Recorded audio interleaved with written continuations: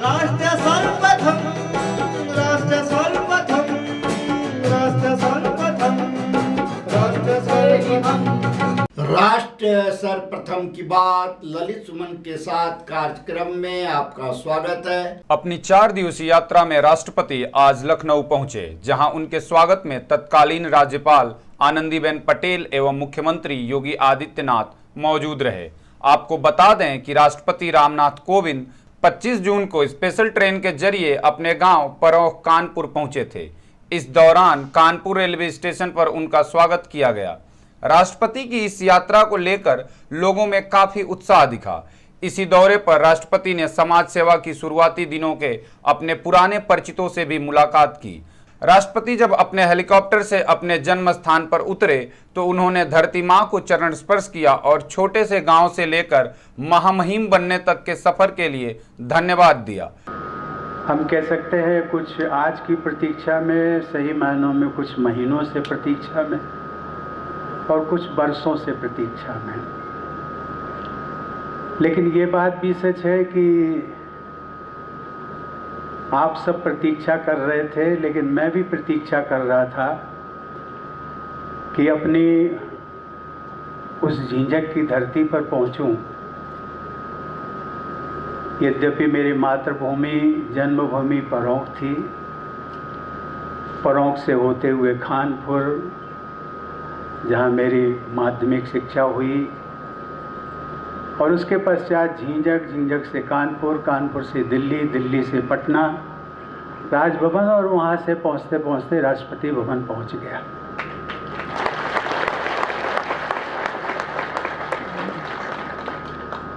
जिलाधिकारी महोदय कह रहे थे कि मैं यहाँ पर आशीर्वाद देने आया हूँ। वास्तविकता तो ये है कि मैं आप सबका आशीर्वाद लेने के लिए आया। 27 जून को उनके सम्मान में 2 समारोहों का भी आयोजन किया गया था। यहां राज्यपाल आनंदीबेन पटेल एवं मुख्यमंत्री योगी आदित्यनाथ भी मौजूद रहे। अभिनंदन समारोह में दिए गए अपने वक्तव्य में लोगों से आशीर्वाद लिया और कहा कि उत्तर प्रदेश ने भारत देश को कई सारे प्रधानमंत्री दिए हैं, लेकिन मैं यह चाहता हूं कि मेरे बाद उत्तर प्रदेश से और भी राष्ट्रपति बने, और यह पद लेकर मैंने यह रास्ता साफ कर दिया है। भारत के महामहिम राष्ट्रपति के रूप में आदरणीय श्री रामनाथ कोविंद जी का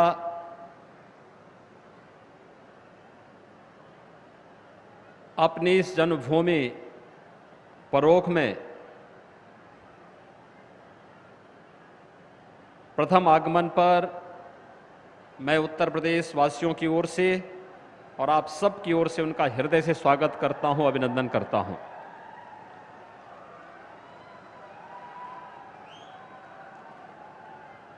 भाइयों बहनों,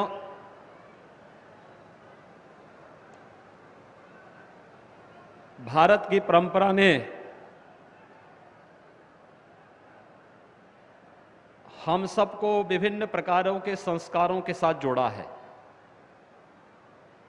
और भारत की सनातन परंपरा के संस्कार ही हमें स्वानुशासन और स्वावलंबन की ओर अग्रसर करते हुए दुनिया के अंदर भारत की अपनी एक विशिष्ट पहचान भी बनाते हैं। कहते हैं जननी और जन्मभूमि का कोई विकल्प नहीं होता।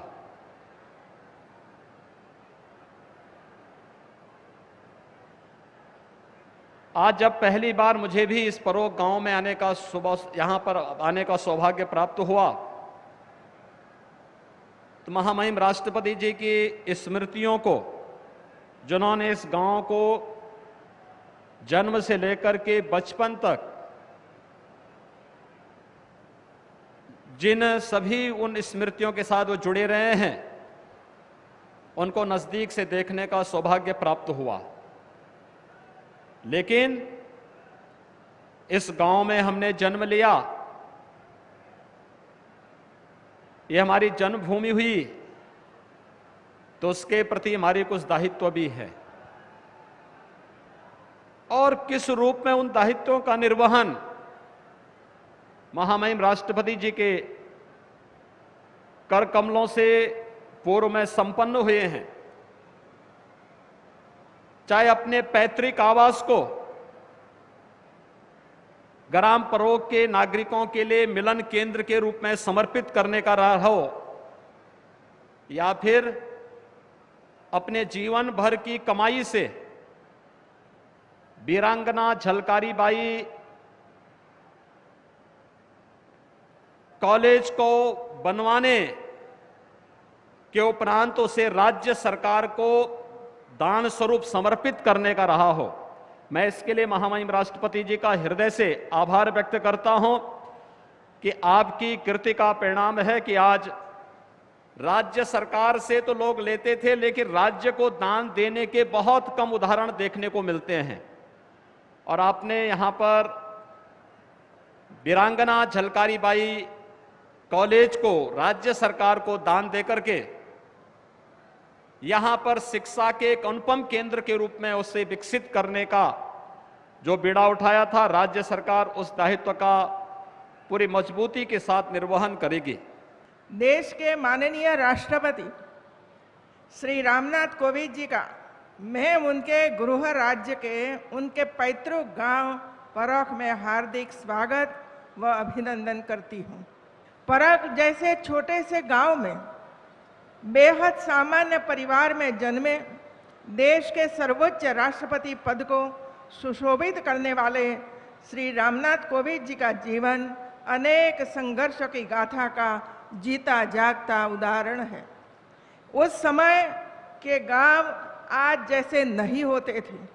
आज तो गांव में बहुत सुविधा आ गई है, लेकिन अगर दिल से लगन और कुछ करने की उमंग है तो बड़े से बड़े कष्टों का सफलतापूर्वक संघर्ष करते हुए समाज के लिए सब कुछ किया जा सकता है।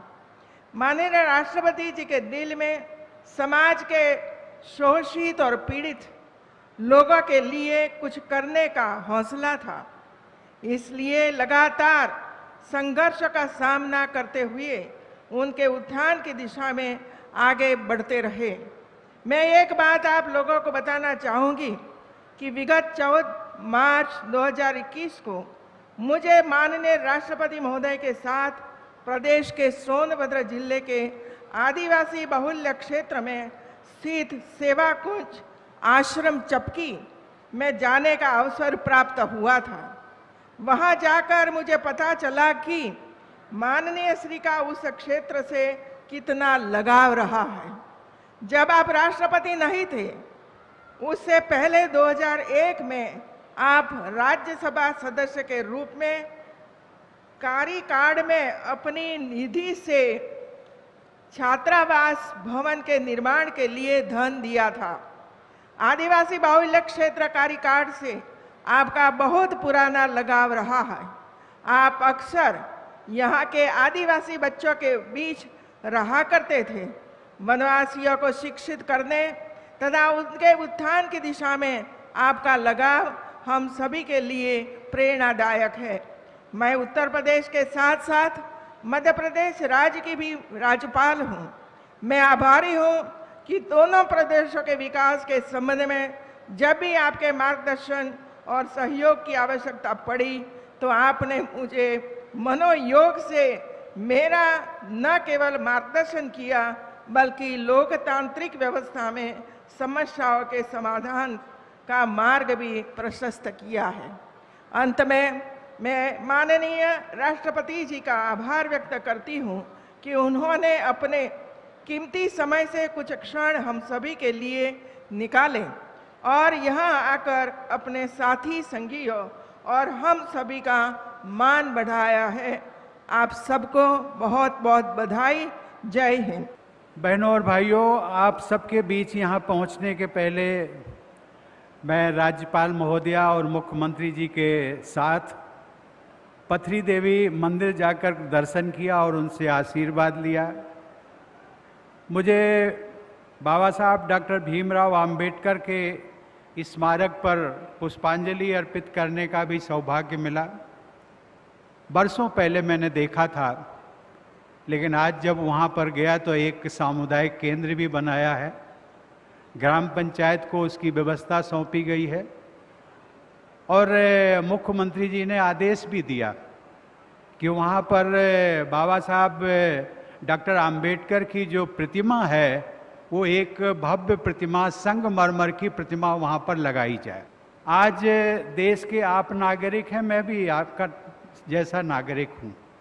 अंतर केवल इतना है, संविधान में राष्ट्रपति को देश का प्रथम नागरिक कहा जाता है, लेकिन पृष्ठभूमि आपकी और हमारी बराबर है, अर्थात हम सब बराबर के दर्जे के हैं। लेकिन कभी भी मैंने सपने में भी ये कल्पना नहीं की थी कि गांव से निकल करके एक सामान्य बालक देश के सर्वोच्च पद के दायित्व निर्वहन का उसे मौका मिलेगा। लेकिन हमारी लोकतांत्रिक व्यवस्था ने ये करके दिखा दिया। हम सबका उत्तर प्रदेश वालों का सौभाग्य है कि उत्तर प्रदेश से प्रथम राष्ट्रपति के रूप में रामनाथ कोविंद वहाँ पहुँचे। लेकिन मैं उससे आगे की बात करता हूँ। मैं ये कहता हूँ कि उत्तर प्रदेश ने देश के प्रधानमंत्री के रूप में तो लगभग 9 प्रधानमंत्री दिए हैं। राष्ट्रपति के रूप में केवल अभी एक ही राष्ट्रपति हुआ है। आप सबके लिए, उत्तर प्रदेश वाले लोगों के लिए भी रास्ता खुल गया है। आगे आपका कृतित्व, उत्तर प्रदेश के लोगों का कृतित्व और आचरण, ये आपको उस संवैधानिक पद का जो सर्वोच्च आसन होता है वहाँ तक पहुँचाने में आपको मदद कर सकता है। सन 2019 में यहाँ आने का कार्यक्रम तय हो चुका था, लेकिन लोकसभा चुनाव और उसके बाद मंत्रिमंडल के गठन से जुड़ी संवैधानिक जिम्मेदारियों के कारण व्यस्तता बढ़ी और दिल्ली में बने रहना अनिवार्य हो गया। सन 2020 के दौरान कोरोना की महामारी के कारण यहाँ आना संभव नहीं हुआ। अंततः आज इस महामारी की चुनौतियों पर कुछ अंकुश लगने की स्थिति में आप सबके बीच आना संभव हो पाया है। लेकिन कभी कभी लोग कहते हैं कि आप 3 और 4 साल तक अपने गांव नहीं आएंगे, ये कैसे? लेकिन इसके लिए मैं एक ही बात कहता हूं कि इस बीच में मोबाइल, वीडियो जैसे जो संचार माध्यम, जो नई तकनीक हमें मिली है, उन सुविधाओं की सहायता से गांव के लोगों से निरंतर मेरा संपर्क बना रहा और जिसका मुझे आज संतोष है। मैं आप सबको धन्यवाद देता हूं और आप सबके अच्छे स्वास्थ्य तथा मंगलमय भविष्य की कामना करता हूं और मेरा पूरा प्रयास रहेगा कि मैं अगले आगामी 1 वर्ष के दौरान मुख्यमंत्री जी से संपर्क में रहूंगा। 1 वर्ष के दौरान मैं फिर इस क्षेत्र में परौंक अथवा आसपास के किसी क्षेत्र में मुझे आने का मौका मिले तो मैं आप सबसे जो आज की तरह जो रूबरू हो पाया हूँ वो मुझे सौभाग्य पुनः मिलेगा। आज जब मैं गांव में घूम रहा था तो मेरी माताएं, बहनें, बच्चियों, उनके चेहरे पर मैंने जो खुशी देखी तो मुझे लगा कि शायद आज मेरा यहाँ आना सार्थक हो गया है। मैं पुनः आप सब लोगों के लिए बहुत बहुत धन्यवाद देता हूँ। धन्यवाद, नमस्कार, जय हिंद। दिन देखिए 8 बजे रात्रि, 9 बजे सुबह राष्ट्र सर्वप्रथम की बात ललित सुमन के साथ कात्यायनी टीवी पर। 22 वर्षों से प्रकाशित मदर इंडिया पत्रिका, पढ़ते रहे देश दुनिया की खबरों के लिए।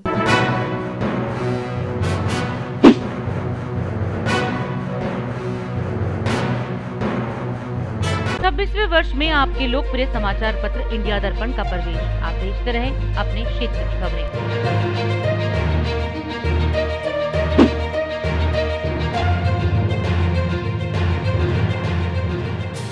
और अधिक खबरों के लिए आप हमारे YouTube चैनल दैनिक इंडिया दर्पण को अभी सब्सक्राइब करें और नोटिफिकेशन के लिए बेल आइकन को प्रेस करना ना भूलें।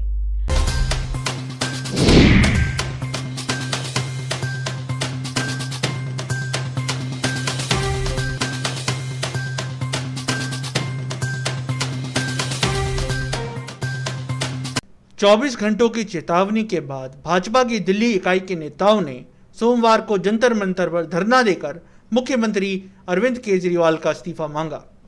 भाजपा ने इस अवसर पर दिल्ली सरकार के ऊपर गंभीर ऑक्सीजन मिसमैनेजमेंट का आरोप लगाया। प्रदेश अध्यक्ष आदेश गुप्ता के नेतृत्व में हुए इस धरने में भाजपा के सांसदों, विधायकों, निगम पार्षदों व वरिष्ठ नेताओं ने हिस्सा लिया। सभी भाजपा नेताओं ने एक स्वर से मुख्यमंत्री अरविंद केजरीवाल का विरोध किया और उनके खिलाफ जांच की मांग की। आज तक दिल्ली सरकार ने अपने पैसे से खरीदकर एक भी प्लांट नहीं लगाया। या तो प्लांट मिला है भारत सरकार के पीएम केयर फंड से, या प्लांट मिला है जो और बड़ी बड़ी कंपनियां हैं उनके सीएसआर फंड से। ये आज का धरना ये व्यर्थ नहीं जाएगा। आप सभी को मालूम है कि दिल्ली में दिल्ली सरकार के पास भरपूर ऑक्सीजन थी। दिल्ली के मुख्यमंत्री अरविंद केजरीवाल दिल्ली के हॉस्पिटल्स में समय पर ऑक्सीजन नहीं पहुंचा पाए। उसके विरोध में आज दिल्ली प्रदेश भारतीय जनता पार्टी के अध्यक्ष श्री आदेश गुप्ता जी के नेतृत्व में ये धरना रखा गया है। और जो ऑक्सीजन की कमी की वजह से कोरोना पीड़ितों की जो मृत्यु हुई है, उसके लिए अरविंद केजरीवाल और उनकी सरकार जिम्मेवार है। अरविंद केजरीवाल के खिलाफ हत्या का मुकदमा दर्ज हो, उनकी गिरफ्तारी हो, इस मांग को लेकर आज हम जंतर मंतर पर बैठे हैं। जरूरत से 4 गुनी ज्यादा ऑक्सीजन लेना, डिमांड करना और अपने काम को सही नहीं करना, मिसमैनेजमेंट को छुपाना और अपनी नाकामी को छुपाने के लिए केंद्र सरकार पर आरोप लगाना। दिल्ली के मुख्यमंत्री ने दिल्ली के अंदर मिसमैनेजमेंट के दोषी हैं। हजारों लोगों की जानें गई हैं, उनको ज़्यादा ऑक्सीजन मिली ज़रूरत से ज़्यादा। इसके कारण देश के 12 राज्यों में ऑक्सीजन कम मिली लोगों को, वहाँ भी हजारों लोगों की, निर्दोष लोगों की जानें गई। उनका अगर कोई दोषी है तो वो दिल्ली के मुख्यमंत्री अरविंद केजरीवाल हैं। इन पर आपराधिक लापरवाही का मुकदमा चलना चाहिए, गिरफ्तार करना चाहिए। वो दोषी हैं और जिस तरह की उन्होंने कोरोना की दूसरी लहर में लापरवाही बरती, इसको माफ नहीं किया जा सकता। देखिए, जो सुप्रीम कोर्ट द्वारा गठित ऑक्सीजन ऑडिट पैनल है, उसकी जो इंटरिम रिपोर्ट आई है उससे बिल्कुल स्पष्ट हो गया है और केजरीवाल का जो आपराधिक चेहरा है वो बेनकाब हो गया है। पहले जब उन्होंने ऑक्सीजन ऑडिट का विरोध किया सुप्रीम कोर्ट में, तब ऐसा लग रहा था कि वो ऐसा क्यों कर रहे हैं, लेकिन अब उनकी आपराधिक मंशा बिल्कुल सामने आ गई है। उन्होंने दिल्ली में ज़रूरत से ज़्यादा 4 गुना ऑक्सीजन की डिमांड, आर्टिफिशियल डिमांड क्रिएट की। केंद्र सरकार ने उनको ज़रूरत से ज़्यादा ऑक्सीजन दी भी, लेकिन उसके बावजूद दिल्ली के अंदर ऑक्सीजन की कमी से लोग मरते रहे। ये सवाल उठता है कि वो जो ऑक्सीजन उन्होंने ली वो कहाँ गई। देखिए, दिल्ली में दिल्ली सरकार फेल हो गई है। जिस प्रकार से इस महामारी में दिल्ली सरकार ने अपनी गैर जिम्मेदाराना रवैया बनाया, उससे दिल्ली की जनता और दिल्ली के लोग आहत हैं। जिस समय ऑक्सीजन की जरूरत थी, जिस समय बेड की जरूरत थी, जिस समय अस्पतालों की जरूरत थी, ये दिल्ली सरकार हाथ खड़े करके घर में छुप गई। जो व्यवस्थाएं दिल्ली सरकार को खड़ी करनी थी उन्होंने खुद ना खड़ी करके ऑक्सीजन के नाम पर भारत सरकार को घेरने का प्रयास किया।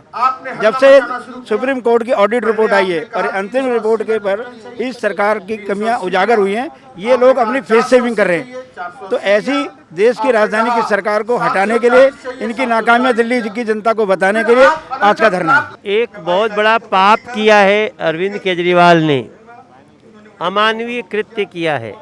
289 मीट्रिक टन गैस ऑक्सीजन की ज़रूरत थी, उन्होंने कहा 1150 मीट्रिक टन की ज़रूरत है, दे दिया गया। और वो 200 मतलब उसके बाद भी दिल्ली में ऑक्सीजन के लिए लोग मरते रहे। तो पहला अपराध तो ये कि आपको जितनी आवश्यकता थी उसके 4 गुना मांग लिए, फिर भी दिल्ली में लोग मरते रहे। आपने ऑक्सीजन क्या किया? और इस संकट में आपने सिर्फ मोदी जी को डिस्टर्ब करने के लिए आपने सैकड़ों लोगों को मौत के मुंह में ढकेल दिया। तो इसलिए हम धरने पे बैठे हैं। इस अमानवीय कृत्य के लिए उन पे मुकदमा चलना चाहिए, उनको सजा होनी चाहिए। बनाया था मुख्यमंत्री, ये बन गया प्रचार मंत्री, इसका खिलाफ मुकदमा चलना चाहिए। ये दिल्ली में लोगों की जो जान गई है ऑक्सीजन कमी से, हम चाहते हैं उसकी उच्च स्तरीय जांच हो। सब मौतों के जिम्मेदार और दिल्ली सरकार ने खुद हो। जो एक खलनायक की भूमिका अदा की कि लोगों को ऑक्सीजन नहीं मिली और भारत सरकार से ऑक्सीजन जो है इकट्ठा करते रहे, लोगों तक ऑक्सीजन क्यों नहीं पहुंचाई, विषय ये है। ऑक्सीजन का ऑडिट केजरीवाल जी चाहते ही नहीं थे हो। जैसे ही ऑक्सीजन के ऑडिट की बात हुई तो केजरीवाल जी ने, याद होगा, ये कहा कि ऑक्सीजन की ज़रूरत नहीं है, क्योंकि उन्होंने पैनिक क्रिएट किया। केजरीवाल जी उन सभी मौतों के जिम्मेदार हैं जो ऑक्सीजन के कारण दिल्ली में हुई। उनके लोगों के यहाँ पे, उनके विधायक के यहाँ हमने सैकड़ों सिलेंडर देखे। उनके जो बिल्डर्स हैं उनके यहाँ 7,000 से ज़्यादा कॉन्सेंट्रेटर पाए गए। केजरीवाल जी सिर्फ आप विज्ञापन की सरकार हैं। आज आप देखिए, जब कोरोना की लहर काबू में आ गई है तो हर जगह आपको एक नंबर दिखाई दे रहा है 1031 हेल्पलाइन। तब वो हेल्पलाइन नंबर कहाँ था जब दिल्ली की लोगों को उसकी ज़रूरत थी। दिन देखिए 8 बजे रात्रि 9 बजे सुबह राष्ट्र सर्वप्रथम की बात ललित सुमन के साथ कात्यायनी टीवी पर। 22 वर्षों से प्रकाशित मदर इंडिया पत्रिका, पढ़ते रहे देश दुनिया की खबरों के लिए।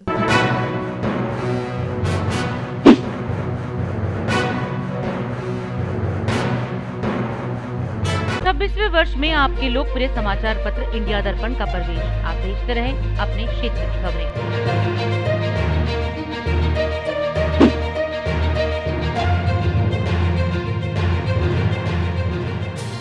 और अधिक खबरों के लिए आप हमारे YouTube चैनल दैनिक इंडिया दर्पण को अभी सब्सक्राइब करें और नोटिफिकेशन के लिए बेल आइकन को प्रेस करना ना भूलें। दिल्ली में केंद्रीय राज्य मंत्री मनसुख लक्ष्मण भाई मंडाविया ने एक नए प्रधानमंत्री जन औषधि केंद्र का उद्घाटन पश्चिमी जिला के माधेपुर में किया। इस अवसर पर प्रदेश अध्यक्ष आदेश गुप्ता, उपाध्यक्ष राजीव बब्बर, पश्चिम जिला अध्यक्ष सचिन बसीन, पश्चिमपुरी की क्षेत्रीय निगम पार्षद सुनीता कांगड़ा, मीडिया प्रभारी अमरजीत सिंह सहित कई नेता उपस्थित रहे। उद्घाटन समारोह को संबोधित करते हुए केंद्रीय मंत्री ने कहा कि जन औषधि केंद्र नरेंद्र मोदी सरकार की ओर से जनता की सेवा करने का माध्यम है और यह गरीबों और आम जनता को समर्पित है। इस अवसर पर क्षेत्रीय पार्षद और उपस्थित जनता जन औषधि केंद्र खुलने से उत्साहित दिखे और कहा कि यह आसपास के गरीब लोगों, जे कॉलोनी और क्लस्टर निवासियों को काफी फायदा पहुंचाएगा। मैंने सचिन को कहा कि तेरा कार्यक्रम जन औषधि स्टोर का ओपनिंग करने का कार्यक्रम मोदी जी की सरकार की दृष्टि से और मेरे मन में छोटा नहीं है। छोटा इसलिए नहीं है कि आप बहुत बड़ी गरीब लोगों की सेवा करने जा रहे हैं। एक जन औषधि स्टोर में ताकत है, वो गरीबों की सेवा करें, क्योंकि गरीबों के लिए है, आम जनता के लिए है। इस तरह से जनता जनार्दन की सेवा में मोदी गवर्नमेंट लगी है। हम सब लोग इस अभियान के साथ जुड़े और हमारा राष्ट्र का स्वास्थ्य को समृद्ध करें, यही अपेक्षा। प्रधानमंत्री जन औषधि केंद्र एक ऐसी योजना है जो हमारे देश के यशस्वी प्रधानमंत्री नरेंद्र मोदी जी ने प्रधानमंत्री जो योजना शुरू की, इसका जो उद्देश्य है वो बहुत पूरे देश के अंदर इसका बहुत लाभ हुआ है और आज इतनी बड़ी योजना, इसमें 7,800 से अधिक ये दवाइयों की दुकानें प्रधानमंत्री जन औषधि केंद्र खोले जा चुके हैं, लगातार खुल रहे हैं। दिल्ली में ये योजना बहुत अच्छी तरीके से काम कर रही है। मैं इसके लिए केंद्रीय मंत्री मनसुख भाई जी को बहुत बधाई और शुभकामनाएं देता हूं। 5-6 महीने पहले ये प्रकल्प लिया था कि हर जिले के हर कोने में ऐसी दुकान खोलनी है जिससे जनता को सीधा लाभ हो सके और मुझे लगता है कि एक अच्छी शुरुआत और उसमें मंत्री जी का आना आज बहुत बड़े सौभाग्य की बात है। भारतीय जन औषधि जो केंद्र है, प्रधानमंत्री भारतीय जन औषधि केंद्र, ये सचमुच में सेवा का काम है और भारतीय जनता पार्टी ने ये सेवा का काम अपने कंधों पे उठाया है और अपने कार्यकर्ताओं को ज़्यादा से ज़्यादा जन औषधि केंद्र हम खुलवा के दे रहे हैं ताकि उनका रोजगार भी चले और एक सेवा का भी काम करते रहें। ये मेरे लिए बड़े सौभाग्य की बात है, जैसा कि मेरे छोटे से वार्ड में मादीपुर जो कि पूरा क्लस्टर एरिया है और जो ये सरकारी जन औषधालय आज जो खुला है वो मेरे वार्ड के लिए एक ज़रूरत थी, एक नीडी थी, क्योंकि मेरे वार्ड में बहुत अमीर लोग नहीं रहते हैं, सारे गरीब लोग रहते हैं, कॉलोनी के लोग रहते हैं जिनको ये ऐसी सुविधा चाहिए थी। और मेरे लिए बड़े सौभाग्य की बात है कि आज एक छोटी सी दुकान जो उनकी सोच थी कि एक छोटी सी दुकान के लिए उन्होंने मतलब कि केंद्र के मंत्री यहाँ पर आए और उन्होंने कहा कि मेरे लिए ये ज़रूरी नहीं है कि वो एक छोटी सी दुकान है, मेरे लिए ज़रूरी है कि लोगों के लिए सेवा भाव बड़ा है। तो ये भारतीय जनता पार्टी का ये मूल मंत्र है कि सेवा ही संगठन है। तो उसी उद्देश्य को लेकर, उस मूल मंत्र को लेकर के भारतीय जनता पार्टी का छोटे से छोटा कार्यकर्ता और बड़े से बड़ा कार्यकर्ता लेकर के चलता है। आम जनता के फायदे के लिए ही हमेशा मोदी सरकार ने काम किया है। हमारे प्रधानमंत्री जी हमेशा जन सेवक बनकर ही काम करते आए हैं और उसी के चलते ये जन औषधि केंद्र यहाँ पश्चिमपुरी में खोला गया। जो वार्ड है मादीपुर का, उसी का एक स्थान है ये पश्चिमपुरी, जहाँ पर ये आज जन औषधि केंद्र खोला है। इसे सेवा भाव से खोला गया है। यहाँ पर 80 से 85% कम रेट के ऊपर लोगों तक ये दवाइयाँ पहुँचाने का काम यहाँ से जन औषधि केंद्र के माध्यम से किया जाएगा। कि जन औषधि केंद्र पूरे देश में जगह जगह ग्रामीण में, क्लस्टर एरियो में, जजे कॉलोनी में खुले ताकि इसका लाभ, जो सस्ती दवाइयों का लाभ क्षेत्र के लोग ले सकें। ये जो जन औषधि केंद्र है ये मोदी जी द्वारा चलाई गई एक योजना है जिससे गरीब परिवारों को सस्ती दवाइयाँ उपलब्ध हो सके। हमारे जो प्रधानमंत्री नरेंद्र मोदी है उन्होंने जो ये स्कीम शुरू की है बहुत लाभान्वित हुए है और हमें बहुत गर्व है कि हम उस धरती के जहाँ से हमारे प्रधानमंत्री है, हम गुजरात के हैं। तो हम तो और कुछ योगदान नहीं दे सकते, पर हम ये चाहते हैं कि हमारी बाकी की ज़िंदगी उनको लग जाए। सेवा करना चाहते हैं कि जैसे गरीब लोग हैं, क्योंकि ये पश्चिमपुरी और मादीपुर के सेंटर में बहुत ज़्यादा गरीब लोग, बहुत ज़्यादा, और उनकी कोई भी परेशानी हो, जैसे मेजर प्रॉब्लम जो बीमारियां हैं, जैसे अपना डायबिटिक है, कार्डियो की है या कैंसर की मेडिसिन है, जो बाहर की जो इंग्लिश दवाइयाँ बहुत महंगी है, उसके अकॉर्डिंग ये कम से कम 90% सस्ती दवाइयाँ हैं जो हर आदमी की रेंज में जाए और उनसे उनका इलाज हो सके। विश्व में कोरोना टीकाकरण के मामले में भारत अमेरिका को पछाड़कर सबसे ज्यादा कोरोना वैक्सीनेशन की डोज लगाने वाला देश बना। ग्लोबल वैक्सीन ट्रैकर की रिपोर्ट में खुलासा, देश भर में अब तक लगी 32 करोड़ 36 लाख डोज। प्रेस वार्ता में बसपा अध्यक्ष मायावती का बड़ा ऐलान, बोली बसपा नहीं लड़ेगी उत्तर प्रदेश पंचायत चुनाव पारदर्शी न होने का लगाया आरोप। नए आईटी नियमों को लेकर केंद्र से तकरार के बीच ट्विटर के भारतीय शिकायत अधिकारी का इस्तीफा। भारतीय महिला क्रिकेट टीम की ओपनर शेफाली वर्मा ने रचा इतिहास। 17 साल की उम्र में टेस्ट, वनडे और टी20 में डेब्यू करने वाली सबसे युवा भारतीय और दुनिया की 5वीं सबसे कम उम्र की खिलाड़ी बनी। मशहूर टेनिस प्लेयर सेरेना विलियम्स ने रविवार को हुए एक प्रेस कॉन्फ्रेंस में बताया कि वे टोक्यो ओलंपिक्स में नहीं लेंगी भाग। कहा, ओलंपिक सूची का हिस्सा नहीं। राष्ट्र सर्वप्रथम की बात ललित सुमन के साथ कार्यक्रम में हम आज आपसे यही विदा लेते हैं। राष्ट्र सर्वप्रथम, वंदे मातरम, जाग उठा है भारत। राष्ट्र सर्वप्रथम, राष्ट्र सर्वप्रथम, राष्ट्र सर्वप्रथम, राष्ट्र सर्वप्रथम। एक अमेरिकी नागरिक को किया गया नियुक्त।